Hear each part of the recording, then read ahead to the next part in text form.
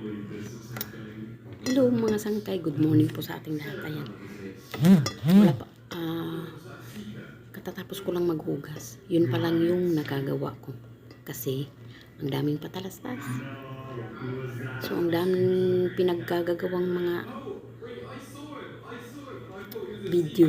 Ayan. So, ngayon, kailangan ko nang mag-almusal para tuloy-tuloy yung trabaho ko. Ito lang po yung almusal ko. Kanin, yung tira namin to kagabi, at saka tadam, eggnog. So, pag hindi itlog, manok. Pag hindi yung nanay, yung anak. Itlog, manok, itlog, manok. So, ganun talaga yung buhay natin dito sa abroad, mga sangkay.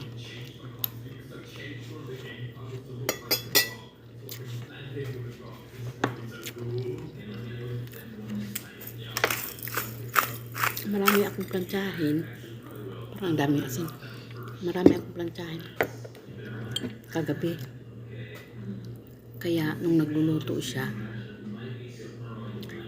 hindi ko alam na nagluluto siya. Alam ko na nagluluto siya dito kasi maingay yung mga kaldero, mga plato.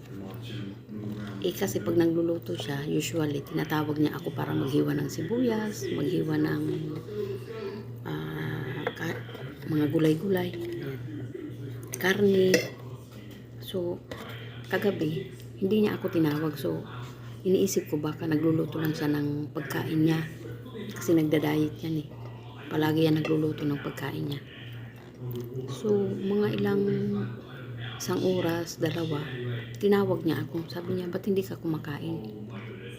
Sabi ko, anong kakainin, madam? Sabi niya, nagluto ako ah. Sabi ko, nagluto ka, madam? Sabi niya, kumain ka dun, tapos may din, gumawa din ako ng salad. Akalain mo na, nakapagluto siya ng siya lang. Tinawag niya lang ako kasi kakain na. Makalat nga lang siya, makalat yung kusina kagabi. Kasi, pag nagluluto kasi siya, nakasunod ako. Sinusundan ko siya. Pag may hugasin, hinugasan ko kaagad para hindi magulo. Kagabi, hindi niya ako tinawag. Kaya, grabing gulo kagabi. Habang nagluluto siya. So, nakapagluto siya ng siya lang. Nakagawa siya ng salad. Pag sinusumpong yan, maganda yung mood niya kagabi kasi nakapagluto siya ng siya lang. Pag pag napipilitan lang yang magluto, tinatawag ako niyan, maghiwa ng ganito, maghiwa ng ganyan.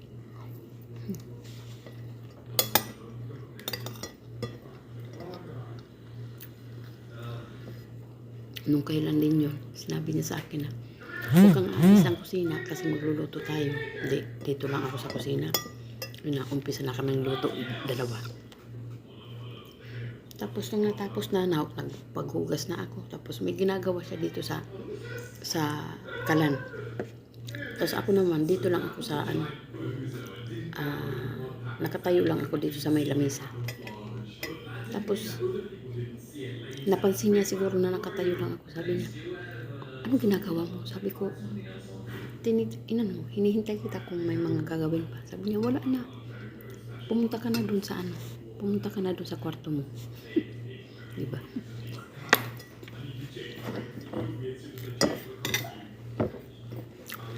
Minsan talaga nasa mood siya. Maganda yung mood niya. Pero minsan, sinusumpong. Palaging nakasigaw sa niya, mga anak. Tapos, siguro minsan nag-aaway sila nung asawa niya. Kaya minsan, dito siya nag-i-standby sa sala. Hindi siya pumapasok ng kwarto niya.